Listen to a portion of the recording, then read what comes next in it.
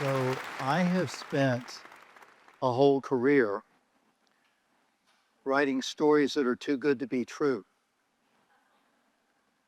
I think the statement, if it's too good to be true, it probably is, may be the biggest lie that life tells us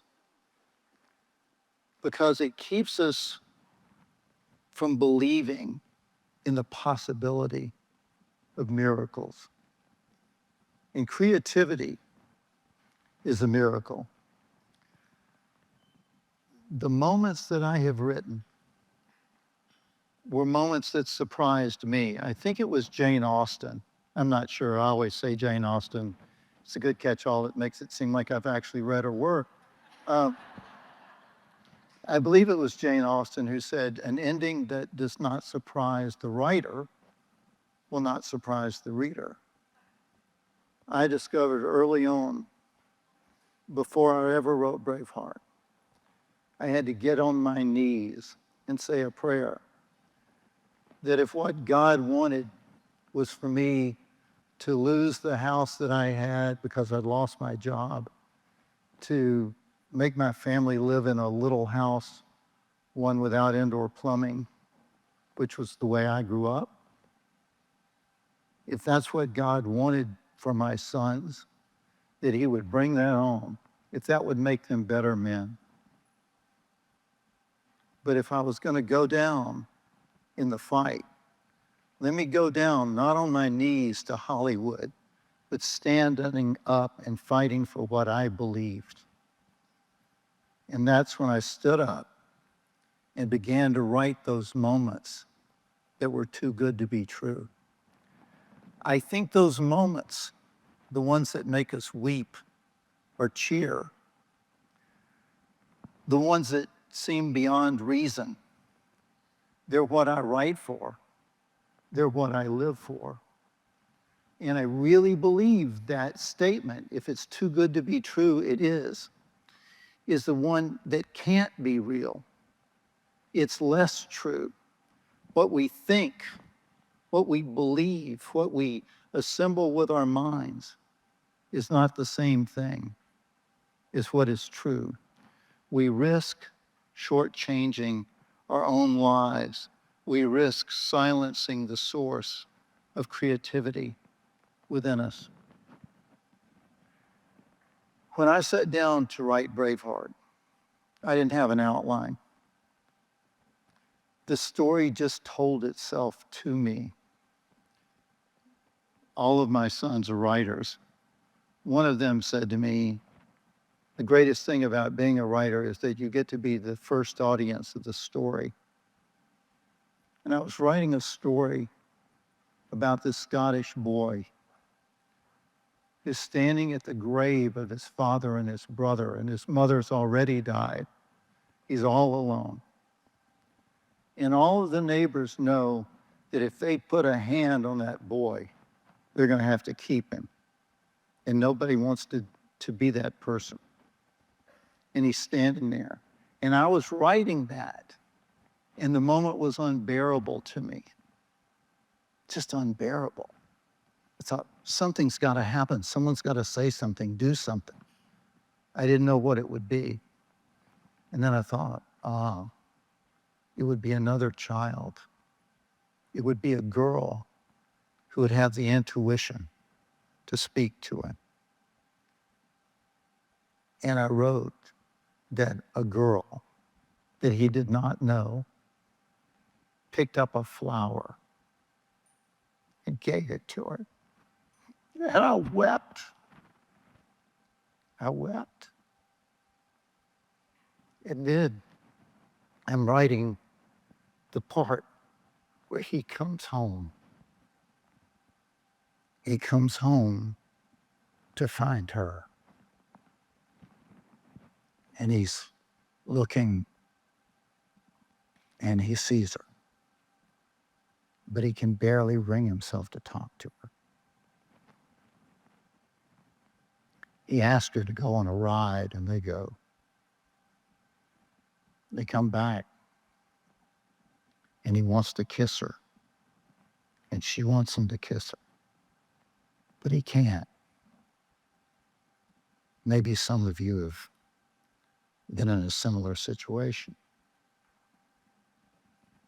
I'm writing that moment, and I'm almost yelling at the page, kiss her, just kiss her. It'll be all right if you just kiss her. And he couldn't. So she starts to turn away, and he grabs her hand, and I did not know what would happen. And I thought, he'll give her something. What would he give her? And I wrote, he reaches into his cloak, and he pulls something out. And I did not know what it was until she opened it. And it was the flower. I got to the end of the story, and I knew William Wallace had died by execution. They had cut off his head after they had disemboweled him. And I'm writing this moment where the axe falls toward William Wallace's head, his throat. And I thought, I can't show that. Can't show it. What could we see as an audience? And I thought, well, what would he look at in the last moment of his life? And so I wrote, in the last moment of his life, William Wallace turns his eyes to his friends because he knows they would be there at his execution. They would not let him die alone. And it was not until that moment that I knew that she was there. His long dead wife, to tell him that where he was going was where she already was, waiting for him. And once again, I wept. I felt joy, even among the tears. I believe that joy is a spiritual ecstasy. I think we might even call it an orgasm of the soul. Joy is like one of those mythical creatures that you really can't study because once you become aware of its presence, it sort of disappears. It's an encounter with all we associate with the transcendent and the divine. And even when we experience joy, we find ourselves asking, is it too good to be true? But that cynicism robs us of the belief in miracles. It robs us of the belief in possibility, of revelation. When I was in college, I studied religion, and I came across the phrase, religion is humanity's way to divine, to the divinity, and it's always imperfect. Revelation is God's way to humanity, and it's always perfect. Of course, the wisdom of experience is there to protect us from our fantasies, from naivete. The creativity and its key elements of courage and hope, it's like joy. It can't be controlled with reason. We see with more than our eyes. We hear with more than our ears. We think with more than our brains. Joy is not just the destination. It's our means of the journey. I think it might be fair to say that when I was sitting writing Braveheart and everything else that I've written, that when I don't know what will happen next, there's a part of me that says, what would be the best possible thing to happen? Not asking myself whether or not I can believe it. few years ago, I was told by a doctor that I had an infection in my hand. And I told him to just give me a shot and let me go on. He said, no, I think the hand's in trouble. I think you need to go to the hospital. About 10 days later, I was in a hospital room in the Mayo Clinic, and my doctors told me they were going to amputate my right hand. Now, I like having a right hand. My favorite things in life have to do with my hands.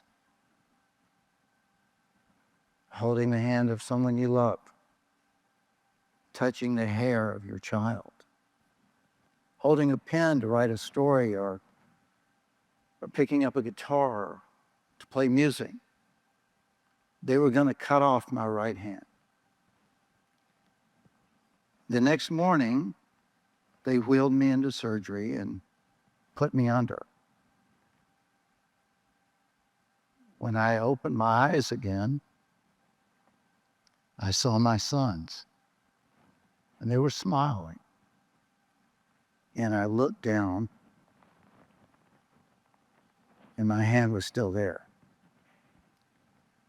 It was a miracle. Was it? A doctor wouldn't give up. He wouldn't believe in what everybody else said was impossible. He wouldn't give up. That changed me. It made me say, I'm going to celebrate having a hand.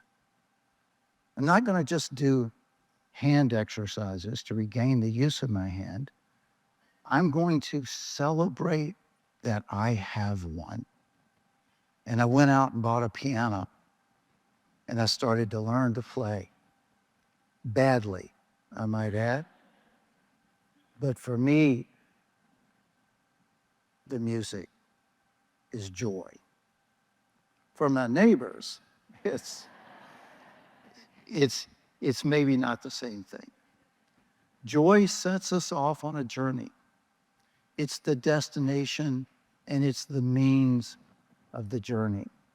I did a movie called SECRETARIAT.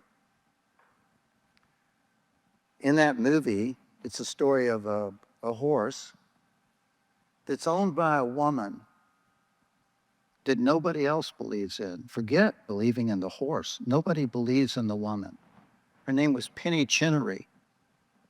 I got to go to the Kentucky Derby with Penny. And this was after the movie had been made but had not yet come out.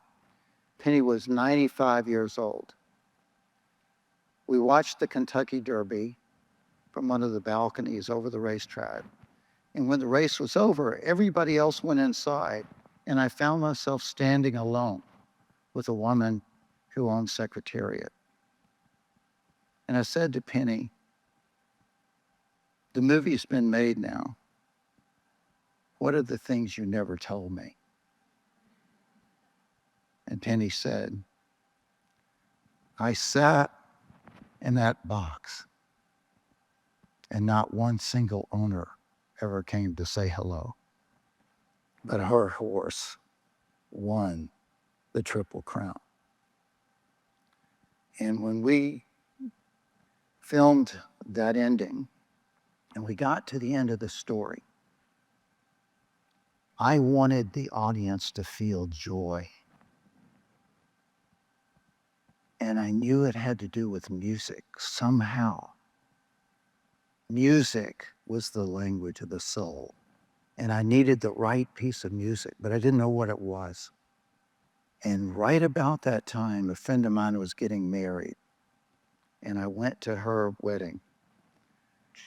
And I stood there in the church when she started down the aisle. But instead of playing the wedding march, they played Oh Happy Day. Oh Happy Day was a gospel song that came out the same year that SECRETARIAT had won the Triple Crown. So I put that song at the end of the movie, and it scared the studio to death. Because Oh Happy Day has in its lyrics some things about faith and belief and religion that not everyone believes. And I understood that. I thought that was absolutely fair. All of us believe in our own way. Even if we're sitting in the same church pew beside each other, or the same ashram, or the same whatever, we each believe in our own way. And I felt that song was about joy, and it was the joy that I wanted. And the entire studio was afraid that it would polarize people, and they didn't want me to do it. But they let me have one test screening my way. And at the end of Secretariat, when he comes around the final turn, the soundtrack explodes into Oh Happy Day. The audience stood up and cheered. And sitting next to me was one of the executives from the studio, one of my great friends. And she turned to me and said, "Randy, I'm Jewish. I want them to sing that at my funeral." So here is my message to you. I don't believe that we can think ourselves into joy. You know, when they say love is not a noun, it's a verb. Of course, love is both. Love is all of it.